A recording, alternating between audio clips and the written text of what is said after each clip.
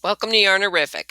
I'm using a hook size USG6 4 millimeter and worsted weight yarn. However, you can experiment with any appropriate hook for your yarn type you'd like. The first thing we need to do is make a slip knot. And this slip knot will replace using a magic ring today. Then chain 2, and in the back side of the first chain that you made, make a slip stitch using that back loop. There's a hump on, like a loop on the back side. So this now becomes your magic circle in place of doing it the other way. Oh dear. Once you've done that, you can see here, this now becomes your magic circle. And you'll be working in here to start. The next thing we need to do is make 5 single crochets into your magic circle. The first 1 or 2, they can be a little tight, but it does get easier as you go along. So insert your hook in the slip stitch that you made to create the magic circle, and that's where you'll make your single crochets. So go ahead and make the 5 single crochets, and then we're going to slip stitch under both loops of the first single crochet you had just made into the magic circle, and this is going to cause it to join. Next, we are going to chain 3. After your chain 3, make 1 unfinished double crochet, skipping the next stitch as you can see here, and make in the following stitch as shown. Go under both loops, so yarn over, go into the stitch, yarn over, pull up through 2, leaving 2 loops on the hook. You're not completing the stitch, you're leaving 2 loops. Excuse me. Again, in the same working stitch, repeat with another unfinished double crochet. Yarn over, pull up a loop, yarn over, pull through 2. Now you should have 3 loops on the hook. And then just repeat this again until you have 5 loops as shown. Then once you have 5 loops, you're going to yarn over and pull through all of the remaining 5 loops that are on your hook. You may have to work the petal a little bit once you get the yarn through all 5 loops to make it look puffy. So once you get it looking how you like, then go ahead and chain 3. And we're going to finish the petal by inserting your chain 3 back into the stitch you were just making all those unfinished double crochets. So insert your hook in there and complete the stitch with a slip stitch, and then chain 1. This does take some practice if you've never made them before, but I think it's worth it. It's a pretty little puff flower. So after your chain 1, you just repeat the steps over and over to create the 5 petals total. So yarn over, insert your hook into the next stitch, pull up a loop, yarn over, pull through 2, yarn over, pull up a loop, yarn over, pull through 2, and you can see that additional loops keep adding to the hook. So when you get to 5 remaining loops on your hook, then you yarn over and pull through all of the 5 loops, and then you just go on from there.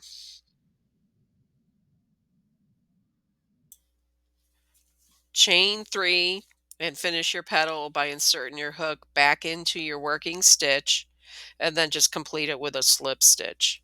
And remember to chain one.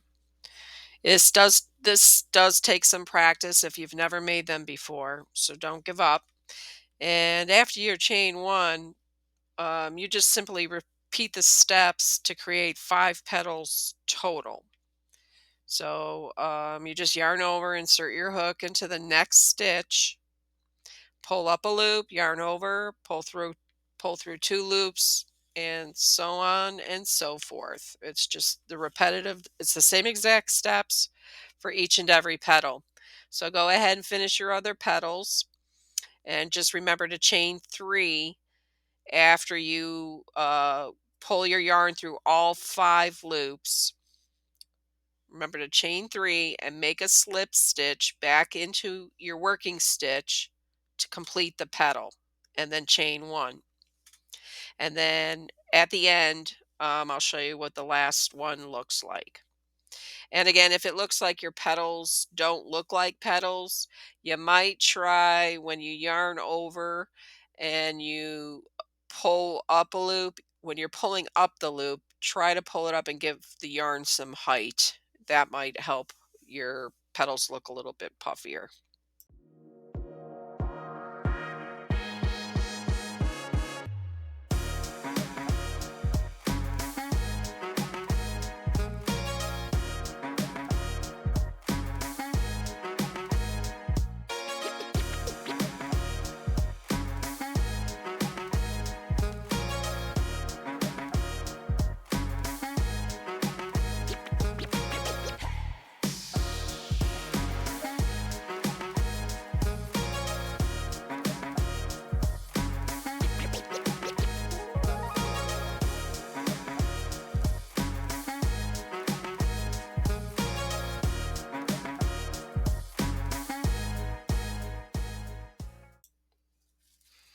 Okay, so here we are on our last petal, and everything is the same as your 4 prior petals. All the steps are the same, except there's just one small change at the end. So you're just going to continue to yarn over, pull up a loop, yarn over, pull through 2. And so complete that until you get to your last 5 loops on your hook. And then same thing, after you pull through all 5 loops, chain 3 and do your slip stitch. And then your final step is going to be, instead of making a chain 1, you're going to go to that next available stitch and you're going to make a slip stitch in there. And this finalizes your work, and then you're done. Good job. And then the next thing you need to do is, it may not look like a puffy petal, but a puffy flower, you have to sometimes work the backs of the petal a bit. You can put like the end of your hook in there and kind of wiggle it around and make it, you know, more structured. And then you just fasten off your work. And then the next thing we'll do is we'll work on the center. So now we're almost finished. And the next thing you want to do before we go on to the center is weave in your tails to the back of the flower. When you weave in, then it helps to secure your work so that it doesn't unravel. Once you've done that, go ahead and tie off the 2 tails, and you can also trim off the excess yarn.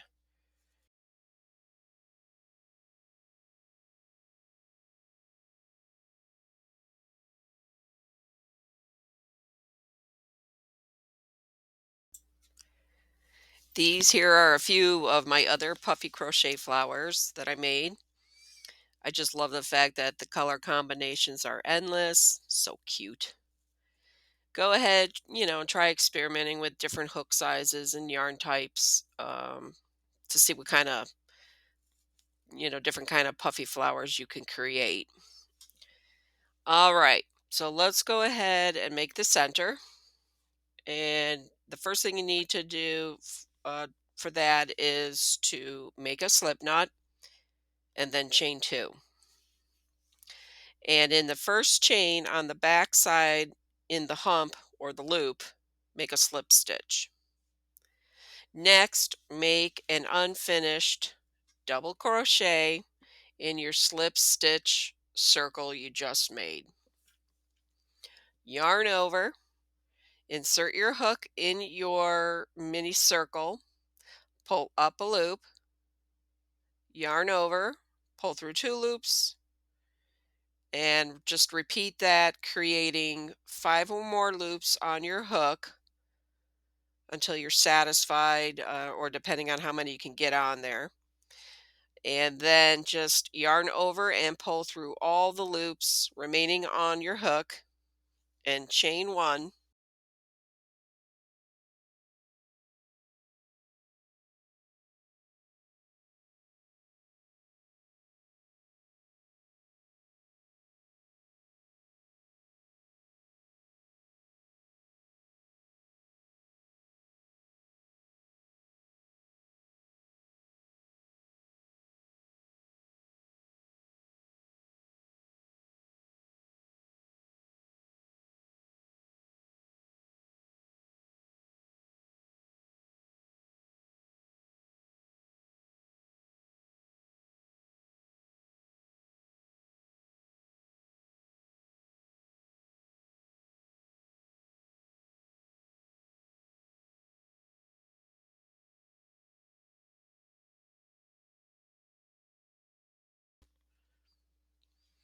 And then I like to use a smaller hook when I set the flower center on top of the flower to get the 2 tails through to the bottom of my flower so that I'm able to secure it.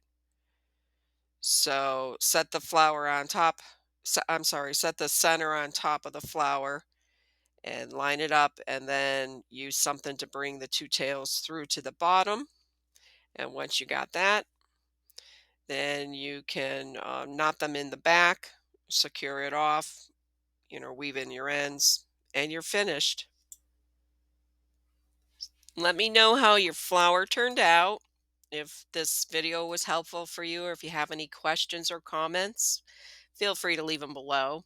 Thank you for stopping by. Have a terrific day and see you soon. Don't forget to like and subscribe. See ya.